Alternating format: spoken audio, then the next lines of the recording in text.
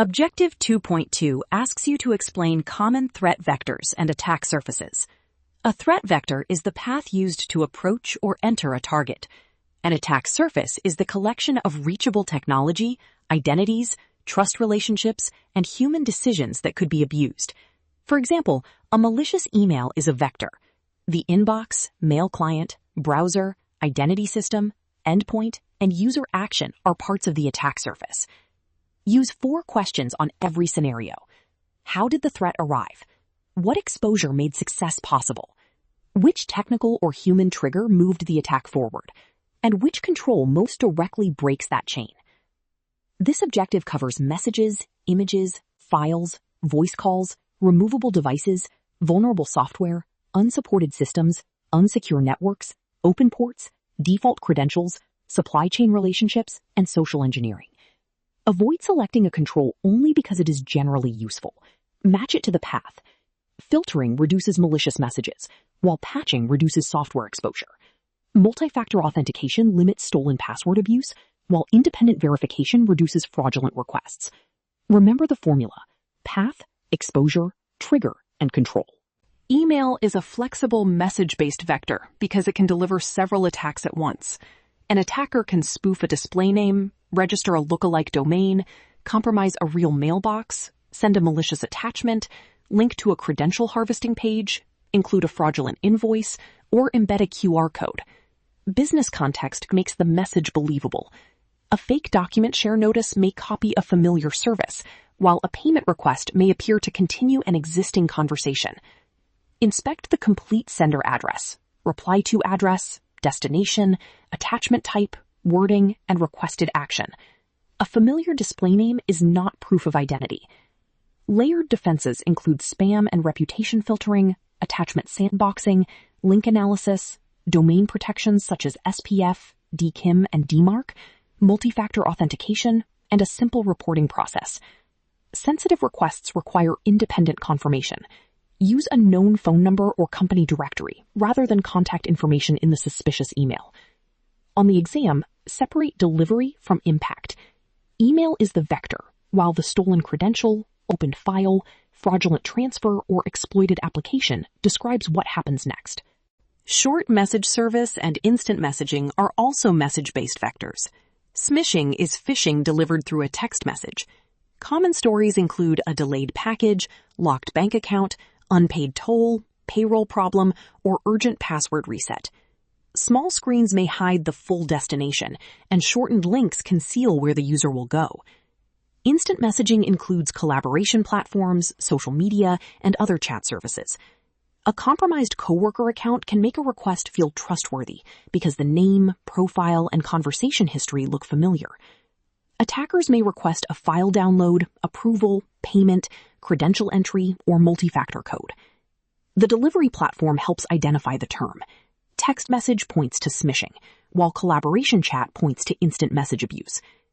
Controls include mobile threat protection, safe link analysis, multi-factor authentication, conditional access, account monitoring, and user reporting. For sensitive requests, move to a trusted channel, selected independently. Do not respond using the suspicious thread alone. A short verification call can stop an account takeover chain. The exam may present identical content over different platforms, so identify the vector before choosing the most specific answer. Image-based vectors use visual content to redirect, deceive, conceal, or exploit. A QR code is an image that hides a destination until it is scanned. It can move a user from a protected workstation to a personal phone with fewer security controls. An attacker may also create an image that looks like a login button or security warning, but actually links to a malicious page. Steganography conceals information inside another file, such as hiding commands or stolen data within an image. A malformed image may target a vulnerable image parser when a browser, messaging application, or document reader processes it. The exam-level lesson is simple. Content that appears passive is not automatically safe. Verify QR code destinations, avoid scanning unexpected codes, patch applications that process images, and use filtering or sandbox analysis where appropriate. Users should navigate to known sites independently instead of trusting an image-based link. Distinguish the vector from the weakness. The image or QR code is the delivery method. The hidden destination, vulnerable parser, weak mobile control, or user decision is the exposure that enables compromise. Look for those separate clues in scenario questions. File-based vectors include Office documents, PDF files, archives, executables, scripts, disk images, and media files. A document may request that the user enable macros, follow an embedded link, or install a fake update. A PDF can exploit an unpatched reader. An archive may conceal a file type blocked by the mail gateway. Double extensions can make an executable appear to be a harmless report when operating systems hide the final extension. Files can also contain embedded objects or scripts that launch another stage. Defenses include attachment sandboxing, protected view, macro restrictions, content disarm and reconstruction, application allow listing, endpoint detection, patching, and least privilege. Inspect the true file type rather than trusting its icon or file name. Open suspicious content only in an isolated analysis environment. On the exam, ask what delivered the attack and what enabled execution. The file is the vector.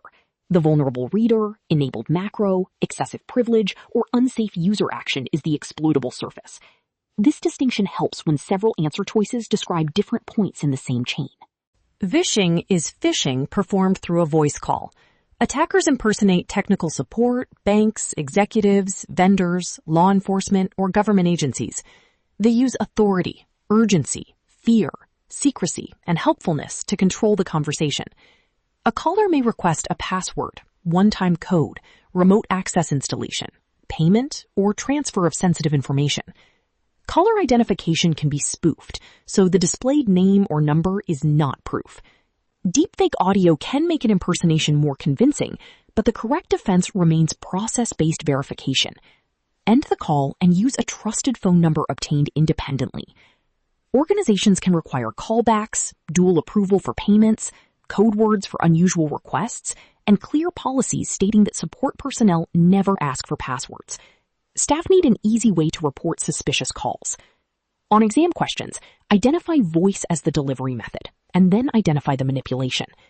A request to reveal a multi-factor code targets authentication. A request to install remote software creates endpoint access. A fake executive requesting a transfer targets business process. Verify identity and authorization separately before taking action. Removable devices include USB drives, external disks, memory cards, and other portable media. They can introduce malware into a system, cross an isolated network boundary, exploit unsafe auto-run behavior, or carry confidential data out of an organization. An attacker may leave a drive with an attractive label, such as payroll or confidential, where an employee will find it. Curiosity becomes the human trigger.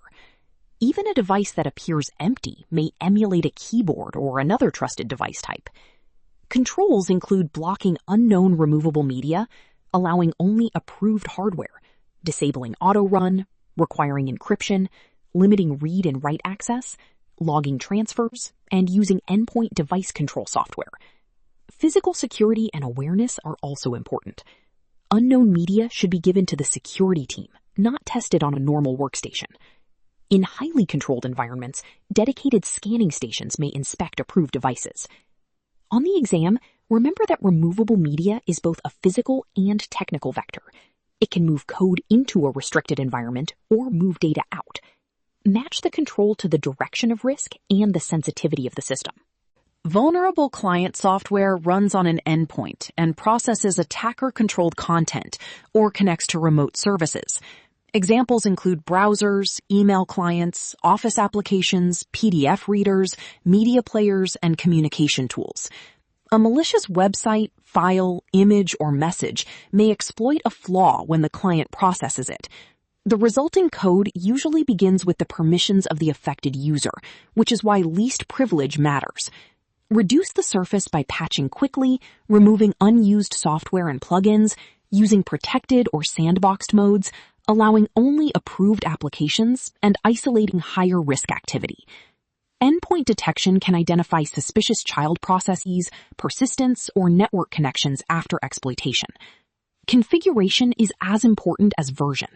An updated application can still be dangerous when unsafe macros, plugins, or scripting features are enabled unnecessarily. On the exam, connect the content to the software that opens it. The malicious file or website is the vector, while the vulnerable client is the exposed surface.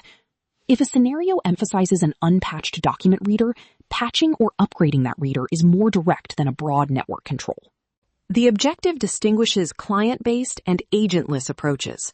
An agent is software installed locally on a managed endpoint to provide security, monitoring, scanning, backup, or configuration functions.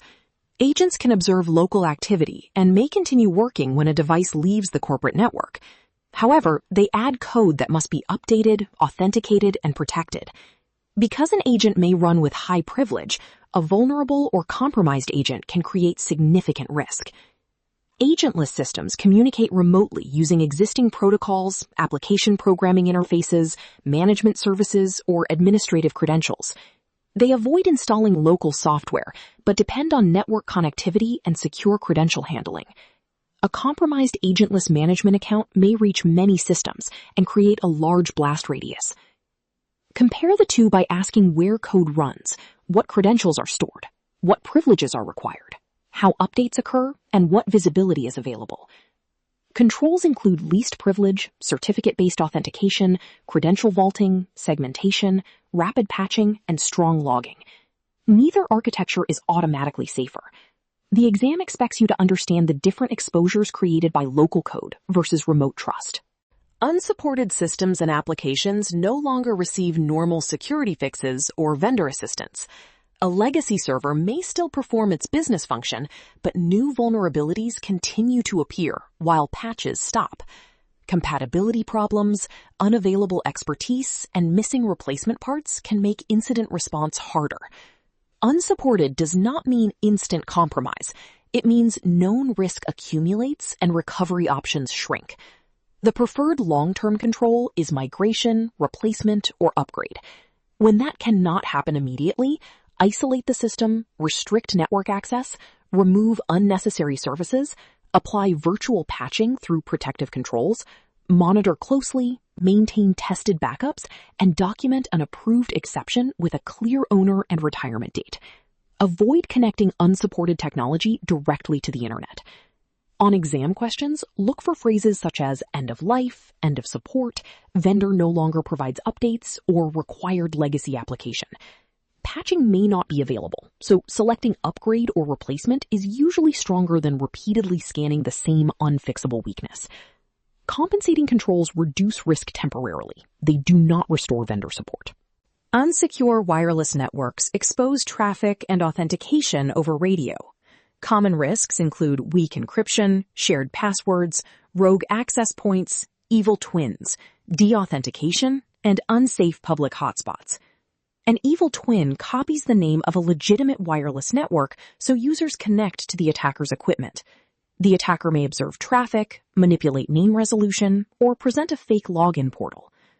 A rogue access point is an unauthorized device connected to the environment, whether installed maliciously or for convenience. Use modern encryption, such as WPA3, enterprise authentication where appropriate, and certificate validation so clients confirm the real authentication service. Protect management frames, separate guest traffic, detect unauthorized access points, and avoid automatic connection to remembered public networks. A virtual private network can protect traffic on an untrusted network, but users must still avoid fraudulent portals and unsafe devices. On exam questions, distinguish the access point from the wireless client and the encryption protecting traffic. If the scenario describes a duplicate network name with a stronger nearby signal, think evil twin. If an employee installs an unauthorized wireless router, think rogue access point and shadow technology. Verify the network before trusting it. Wired networks are not automatically secure. An exposed wall jack, unlocked network cabinet, unmanaged switch, or active port in a public area can provide direct connectivity. An attacker may connect a laptop, small computer, or unauthorized access point and attempt to discover internal systems. Physical access can also allow cable tapping, device replacement, or interruption of service. Controls begin with physical security. Lock closets, protect cabling, Monitor sensitive areas and inventory network equipment.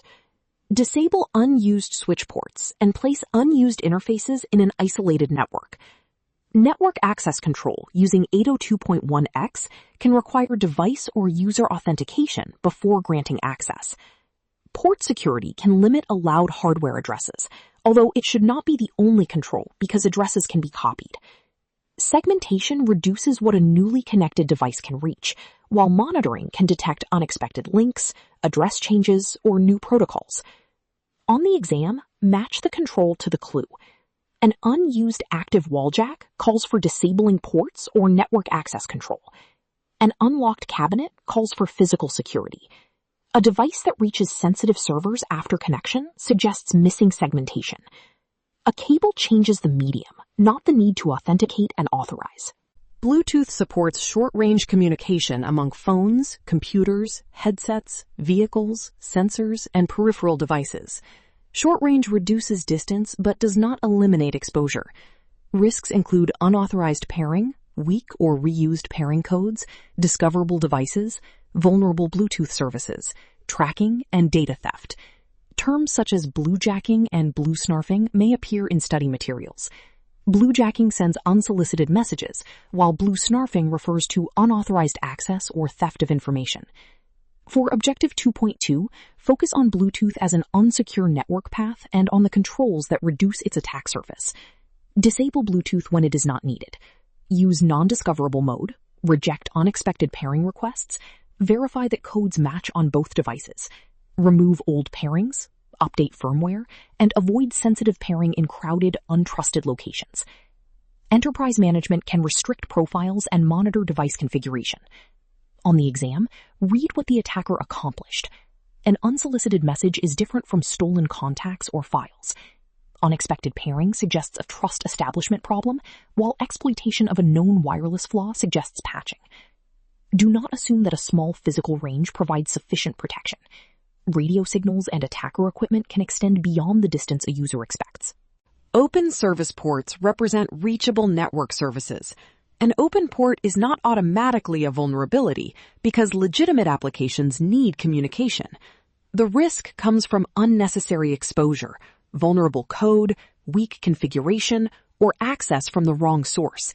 Attackers scan addresses to discover ports, identify service versions, and test known weaknesses. A public management interface is especially dangerous when it was intended only for administrators. Reduce the attack surface by removing unused services, closing unnecessary ports, filtering traffic with firewalls, restricting administrative access to trusted networks, segmenting systems, patching exposed applications, and monitoring scans and authentication attempts. Begin with a service inventory so every reachable port has an owner and a business reason. Compare a required web port with an unused remote management port. The web service may need to remain available, but must be patched and protected. The management service may be closed or limited to a secured administrative network. On the exam, choose the most direct control. If the question states that a service is unnecessary, disable it. If it is required but exposed too broadly, restrict access. If the service version is vulnerable, patch or upgrade it. Every reachable service is a door, and every door needs justification, protection, and monitoring. Default credentials are usernames, passwords, keys, community strings, or tokens supplied by a manufacturer, developer, or installer.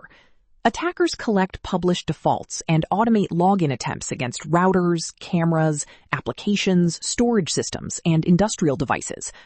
A password does not provide meaningful protection when every unit ships with the same value. Change default credentials before deployment. Require unique secrets. Disable unnecessary default accounts. Use multi-factor authentication where supported, and rotate any secret that may have been exposed. Device onboarding should verify that the initial password was replaced. Avoid reusing one administrative password across an entire fleet, because one disclosure then compromises every device. Store privileged credentials in a managed vault and log administrative access. Consider the attack chain. A scanner discovers an open management port. Service fingerprinting identifies the product. The attacker tries the published factory password and gains control without exploiting a software flaw. The direct controls are to restrict the service and replace the default secret. On the exam, distinguish default credentials from weak credentials. Default means predictable because of factory or installation settings. Weak means easily guessed or cracked because of poor selection. Both require correction, but the scenario wording identifies the best answer. A supply chain attack reaches an organization through a trusted product, service, component, or business relationship. The objective identifies managed service providers, vendors, and suppliers. A managed service provider may hold remote administrative access to many customers. If its credentials or management platform are compromised, one incident can spread widely. A software vendor may unknowingly distribute a malicious update through a trusted channel. A hardware supplier may introduce vulnerable firmware, counterfeit components, or insecure configurations before deployment. Risk management starts before purchase. Perform due diligence, understand subcontractors, review security evidence, and define requirements in contracts. Address breach notification, logging, authentication, vulnerability management, data handling, and incident cooperation. Apply least privilege to partner accounts. Limit access by time and network, monitor remote sessions, validate updates with digital signatures, and maintain component visibility, such as a software bill of materials. Segment supplier connections and remove access when the relationship ends. On the exam, identify the trust path. Many customers compromised through one remote tool suggests a managed provider. Malicious code inside a signed software release suggests a vendor update channel. A faulty embedded component points toward a hardware supplier. Trusted does not mean unlimited. Verify, restrict, monitor, and prepare to respond. Phishing is the broad use of deceptive messages to steal information, deliver malicious content, or cause an unsafe action. The delivery channel determines the more specific label. Traditional phishing commonly refers to email. Smishing uses text messages. Vishing uses voice calls. The story may be identical across all three. An account is locked, a payment is urgent, or identity must be verified. What changes is the path. Email may carry an attachment or link. Text messaging takes advantage of small screens and short links. Voice relies on real-time pressure and conversation. Defenses overlap but should match the channel. Email filtering and attachment analysis help with email. Mobile protections and safe link controls help with text messages. Callback procedures and call verification help with voice. Multi-factor authentication, independent verification, user reporting, and clear business procedures help across channels. On exam questions, do not choose the broadest term when a specific delivery method is clearly stated. A fraudulent bank text is smishing. A fake support call is vishing. A deceptive email is phishing. Then identify the requested action and select the control that interrupts it. The channel identifies the vector. The story identifies the manipulation. The requested action reveals the attacker's immediate objective. Impersonation means pretending to be a trusted person, organization, device, or service. Business email compromise uses a spoofed or compromised business identity to redirect payments, change banking information, request sensitive records, or initiate fraudulent purchases. Pretexting creates a believable story that justifies the request. An attacker may claim to be a technician who needs access, a new employee who needs a reset, or a vendor updating payment details. These techniques often work together. The attacker impersonates someone, builds a pretext, and uses email or another channel to deliver the request. Defenses must verify both identity and authorization. A real executive account does not automatically make every unusual request valid, especially if the account is compromised. Use independent callbacks, dual approval for financial changes, known vendor records, domain protections, multi-factor authentication, and alerts for unusual mailbox rules or sign-ins. Employees need permission to slow down urgent requests. On the exam, separate the pieces. Impersonation is the false identity. Pretexting is the fabricated situation. Business email compromise is the business-focused fraud using an email identity. If the scenario describes a changed vendor bank account, verify using existing contact details, rather than replying to the message that requested the change. A watering hole attack compromises a website frequently visited by a target group. Instead of contacting each victim directly, the attacker waits at a trusted destination and exploits selected visitors. Brand impersonation copies the appearance, language, and visual identity of a known organization to make a false page or message believable. Typo squatting registers a domain that resembles a legitimate one by adding, removing, replacing, or transposing characters. These techniques can overlap. A typo-squatted domain may host a cloned brand login page, while a compromised industry website may deliver malicious code as a watering hole. Defenses include secure web gateways, DNS filtering, browser isolation, patching, certificate inspection where appropriate, threat intelligence, and endpoint monitoring. Password managers can help because they usually will not fill credentials on an unrecognized domain. Users should rely on bookmarks or independently typed known addresses for sensitive services. On the exam, identify the destination clue. A legitimate site compromised because a target community visits it points to a watering hole. A copied logo and fake login indicate brand impersonation. A nearly identical misspelled domain indicates typo squatting. Familiar appearance is not proof of origin. Verify the domain, certificate context, and navigation path before entering information. Misinformation is false or inaccurate information shared without deliberate intent to deceive. Disinformation is intentionally created or distributed to mislead. Intent is the key distinction. Both can influence security decisions, damage trust, and support social engineering, so verify important claims through authoritative, independent sources. Finish Objective 2.2 with a decision process. First, identify the vector: message, image, file, voice, removable device, software, network, service, supplier, or human interaction. Second, locate the exposed surface: inbox, application, endpoint, port, account, trusted relationship, or person. Third, identify the trigger: click, open, connect, pair, log in, pay, disclose, or process vulnerable content. Fourth, choose the control that directly breaks the chain. Practice 1. A text links to a fake payroll login. That is smishing. Filtering, independent navigation, and multi-factor authentication reduce risk. Practice 2. A provider's remote tool compromises many customers. That is a supply chain path involving a managed service provider. Practice 3. A public server exposes an unused management port with a factory password. Close or restrict the service and replace the default credential. Remember the formula: path, exposure, trigger, and control. Use the whole scenario, choose the most specific supported answer, and you will be prepared for Objective 2.2.